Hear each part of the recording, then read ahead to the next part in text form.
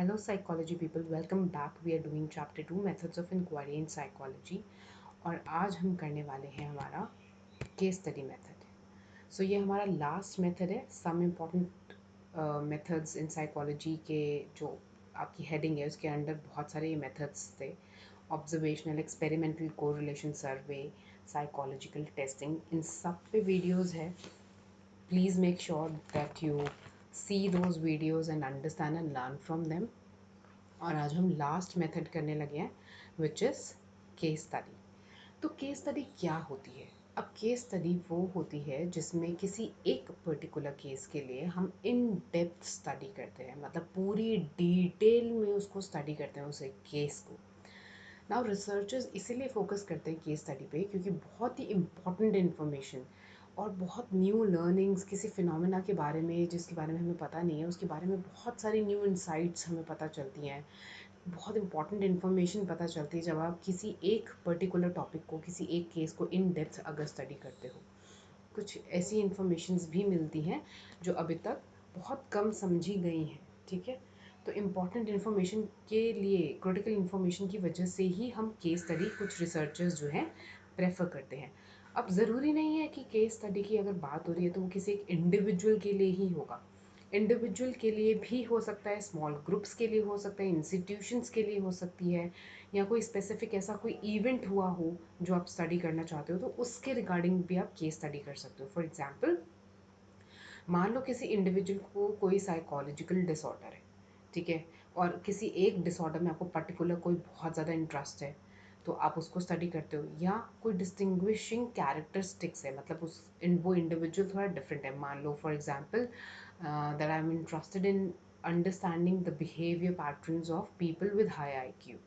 So this is not a disorder of course, but एक desirable trait है, एक distinguishing characteristic है। Distinguishing characteristic से मेरा मतलब है कि majority of the population doesn't fall into that category. So somebody who falls into that category, I would like to study them, study their habits, study their behavior pattern. So ऐसे करके एक case study कर सकते हैं किसी individual पे जिसका कोई डिस्टिंग्विशिंग कैरेक्टरिस्टिक्स हो। या फिर एक स्मॉल ग्रुप की अगर हम बात करें, ठीक है, ये तो इंडिविजुअल की बात हो गई थी, जैसे मैंने आपको एग्जाम्पल में बताया हाई IQ। ठीक है, ये एक डिस्टिंग्विशिंग कैरेक्टरिस्टिक्स है जो नॉर्मल से हटकर है। अब बात करते हैं हम एक स्मॉल ग्रुप ऑफ इंडिविजुअल्स की। मतलब यहाँ हम ग्रुप की बात कर रहे हैं, यहाँ हम इंडिविजुअल की बात कर रहे थे और यहाँ हम ग्रुप की बात कर रहे हैं। ऐसा ग्रुप जो दूसरों से हट कर है। ठीक है, for example all those creative writer, you want to study creative writer, कि यार ये जो क्रिएटिव पीपल होते हैं इनका एक अलग ही मतलब जोन होता है। ठीक है, तो यू वांट टू स्टडी कि इनका जो ब्रेन है कैसे फंक्शन करता है। यहाँ पे एग्जांपल दिया हुआ है रविंद्रनाथ टैगोर एंड महादेवी वर्मा, दोनों ही बहुत ही प्रोमिनेंट, बहुत ही रविंद्रनाथ टैगोर तो नोबेल लॉरेट भी हैं, तो और महादेवी वर्मा को भी काफ़ी, आई थिंक थर्ड, सेकेंड और थर्ड दोनों ही जो हाईएस्ट सिविलियन अवार्ड्स है वो मिले हैं, पद्म भूषण भी और पद्म विभूषण भी।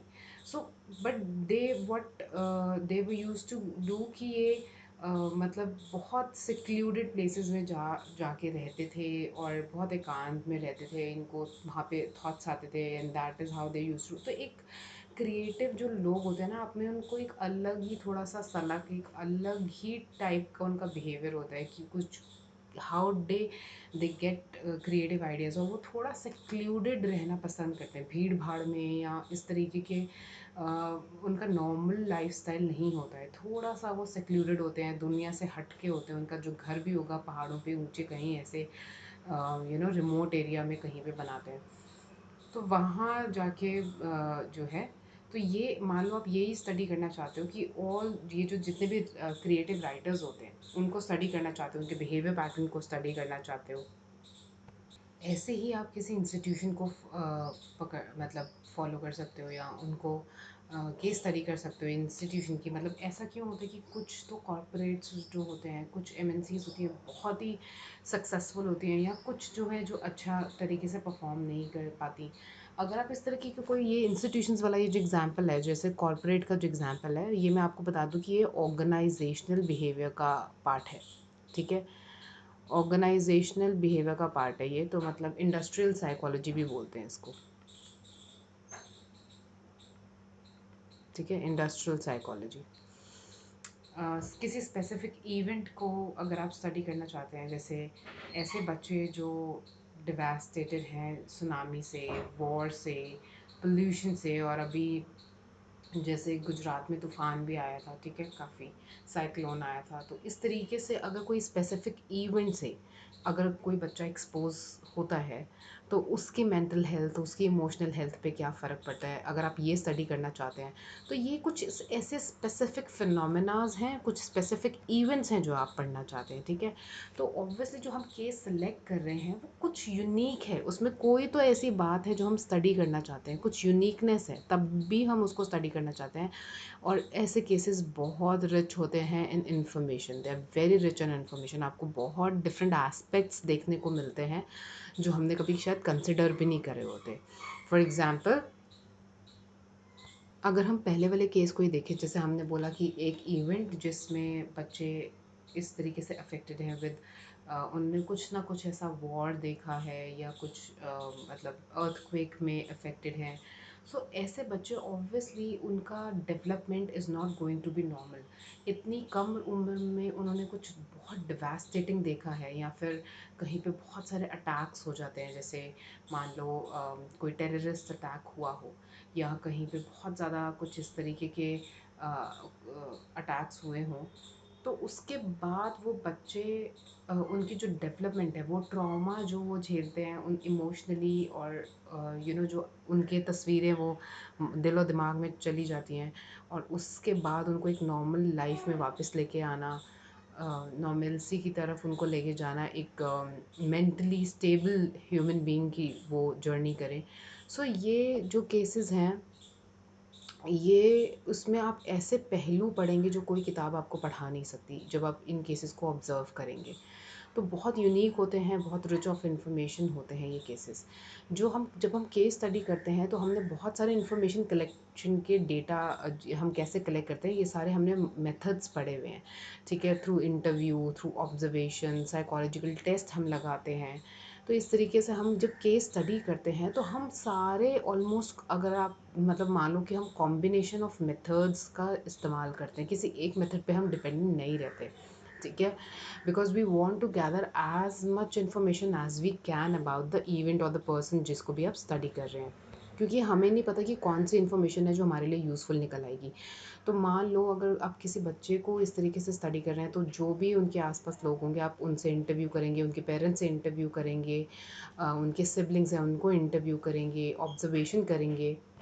बच्चे के ऊपर आप साइकोलॉजिकल टेस्ट लगा सकते हैं, क्योंकि जो चिल्ड्रन के साइकोलॉजिकल टेस्ट हैं वो अलग होते हैं, एज ग्रुप के हिसाब से भी होते हैं, ठीक है।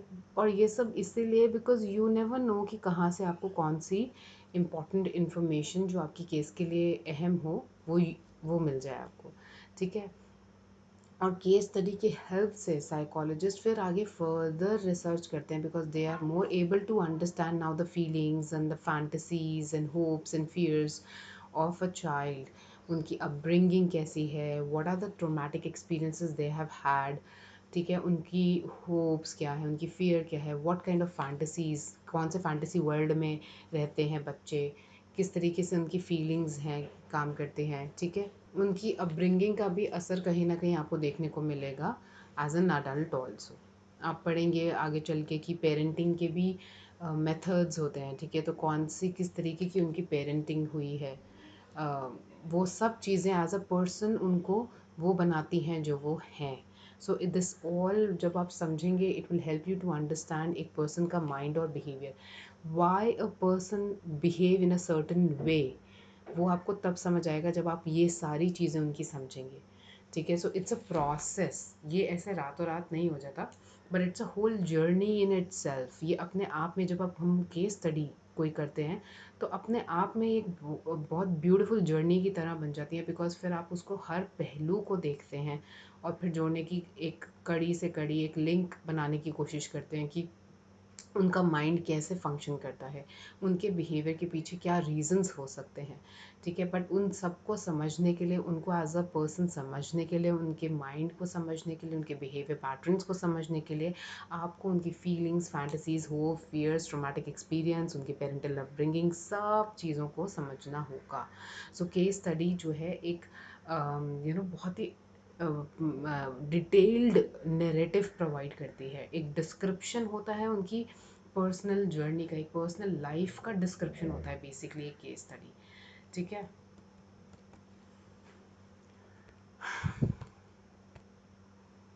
सो एक केस स्टडी जो है एक वैल्यूएबल रिसर्च टूल है, स्पेशली क्लिनिकल साइकोलॉजी। जब हम पढ़ते हैं, बहुत तरीके की साइकोलॉजी होती है, ये हम डिस्कस कर चुके हैं फर्स्ट चैप्टर में, सेकंड चैप्टर में भी काफ़ी कुछ।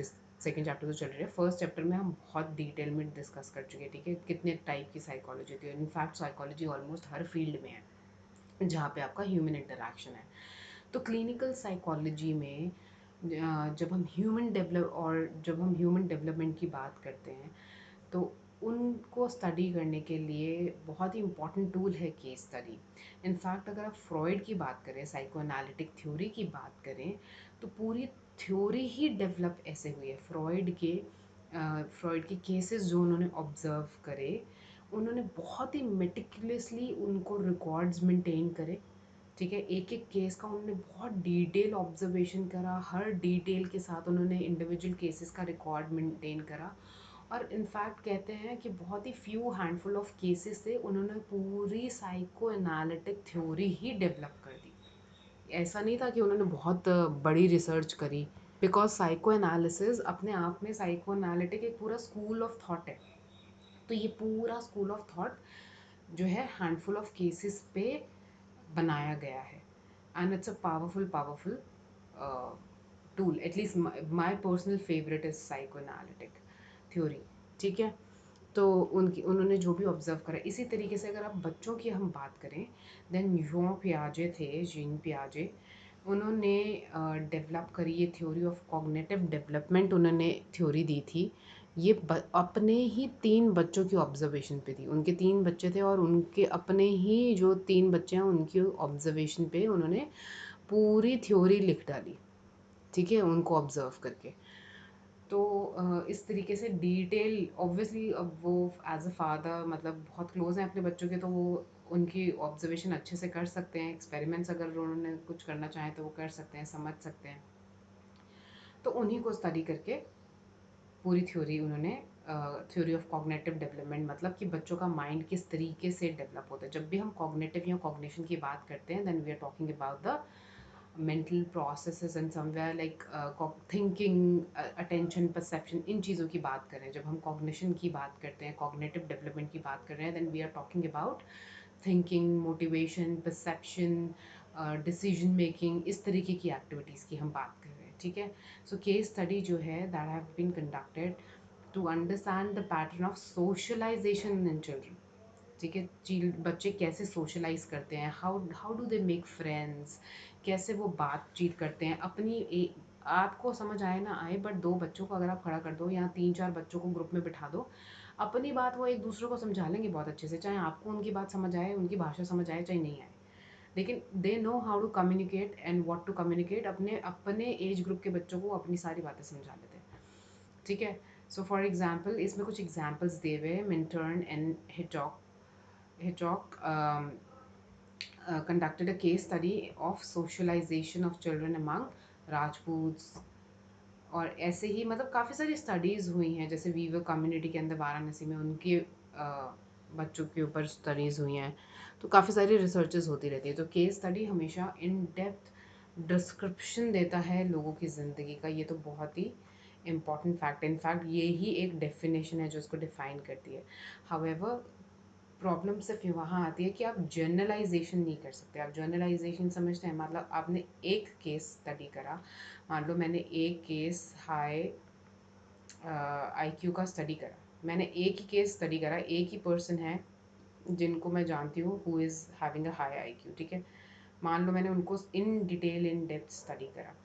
अब उनको स्टडी करने से मैं ये जनरलाइज नहीं कर सकती। जनरलाइज मतलब all people who have high IQ वो सारे ऐसे ही होते होंगे। ये मैं एक केस स्टडी करने से जनरलाइजेशन नहीं कर सकती, आप समझ रहे हो।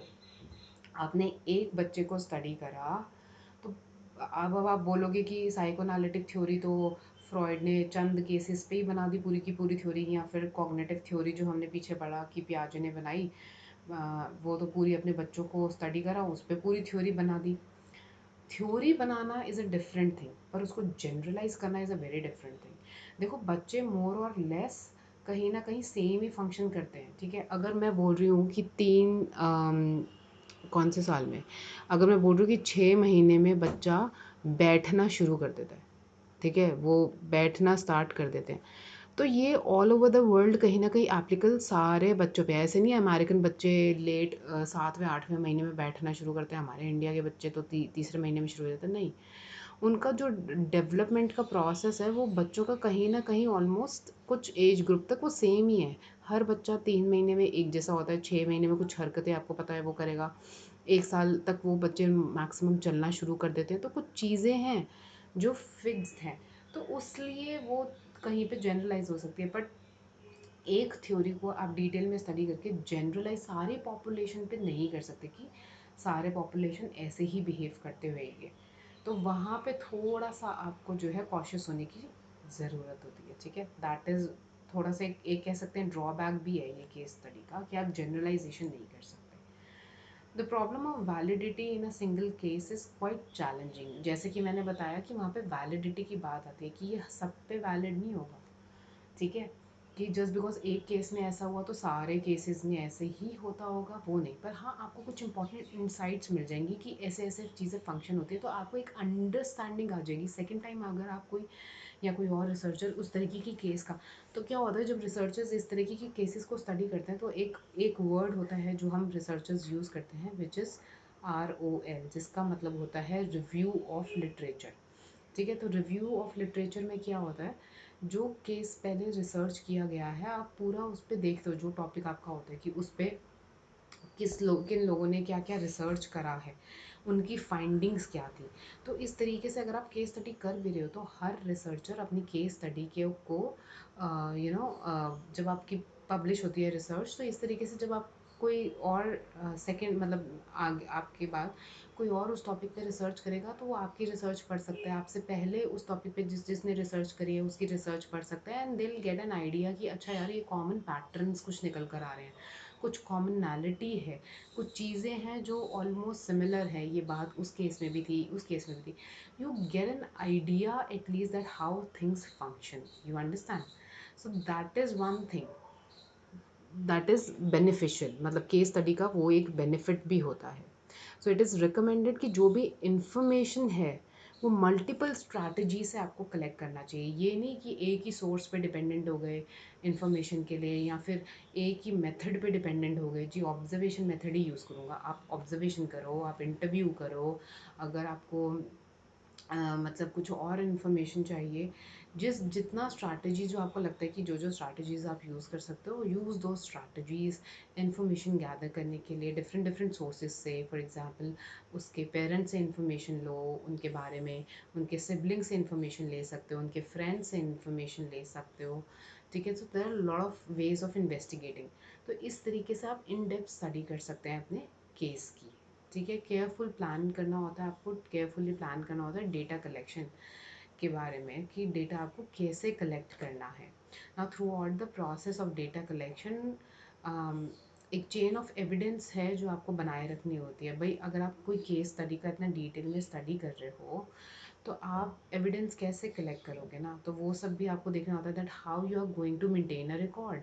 आप मतलब if you are making notes, या फिर ऑडियो रिकॉर्डिंग हो रही है, वीडियो रिकॉर्डिंग हो रही है, अगर कोई ऑब्जर्वेशन कर रहे हो, कोई एक्सपेरिमेंट कर रहे हो, ये सब आप पार्टिसिपेंट के परमिशन के बिना नहीं कर सकते हो।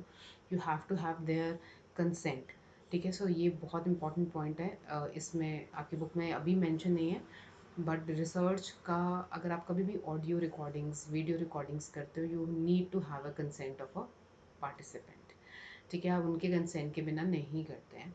तो ये सारी चीज़ें होती हैं। तो अगर आपको अपने कोई नोट्स बनाने हैं तो वो आप नोट मेकिंग कर सकते हो। फॉर दैट तो obviously you don't need any consent.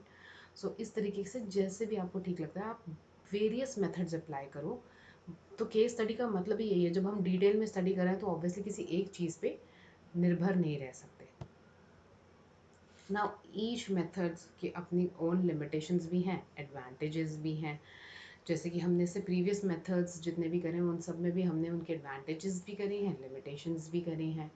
सो फिर इसीलिए आपको अपना थोड़ा सा ब्रेन यूज़ करना होता है कि भाई क्या मेरे मेथड कौन से ठीक रहेंगे, कौन से नहीं। और आपको एक मेथड पे डिपेंड नहीं होना था, क्योंकि एक मेथड की जो लिमिटेशंस है वो दूसरे में कवर हो जाएंगी, दूसरे की लिमिटेशंस किसी और मेथड में नहीं होंगी। तो इसलिए मल्टीपल मेथड्स आपको बोला जाता है कि आप यूज़ कीजिए टू गैदर द इंफॉर्मेशन। एक पे डिपेंडेंट नहीं रहना चाहिए। और बहुत सारे मेथड्स हैं जो आपको करके होता क्या है that you get a real picture. एक रियल पिक्चर आपको तब भी मिल पाएगी जब आप मल्टीपल मेथड्स यूज़ करेंगे। एक सिंगल मेथड, मान लो सिर्फ ऑब्जर्वेशन यूज़ करें, ठीक है, आई एम ओनली ऑब्जर्विंग, सो उसमें मेरा बायस होने के चांसेस हाई हैं। ठीक है, पर्सनल बायस होने के चांसेस हाई हैं। तो एक मेथड पे डिपेंड नहीं होना। आपकी जो ऑब्जर्वेशंस हैं आप वो बाकी जिन पे आप केस स्टडी करें उनसे और दूसरे लोगों से इंटरव्यू करके आप उन कंफर्म भी कर सकते हैं चीज़ें। तो मतलब काफ़ी सारे मेथड्स का आप यूज़ कीजिए। इफ़ द मेथड्स कन्वर्ज तो मतलब कुछ ना कुछ वो सेम रिजल्ट्स जो हैं आपको निकल के आ जाएंगे। और अगर कहीं ना कहीं से मान लो जो आपने ऑब्ज़र्व करा, फिर आपने इंटरव्यू करा, और जो आपने ऑब्ज़र्व करा उसके बाद जो आपने एक काइंड ऑफ रिपोर्ट तैयार करी, ठीक है, एक अपने नोट्स मेकिंग करी आपने, और फिर आपने इंटरव्यू करा, ठीक है, उसके बाद आपको जो पॉइंट्स मिले कहीं ना कहीं दे विल मैच, कहीं ना कहीं दे विल मैच। और वही जो उनका सिमिलैरिटी है विल गिव यू कॉन्फिडेंस कि हाँ जो आपकी ऑब्जर्वेशंस थी वो ठीक ऑब्जर्वेशंस थी। ठीक है, सो ऐसे मल्टीपल मेथड्स हम यूज़ करते हैं। I hope this case study method is clear to you.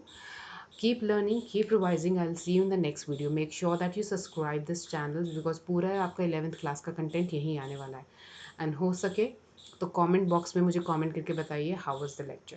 Bye.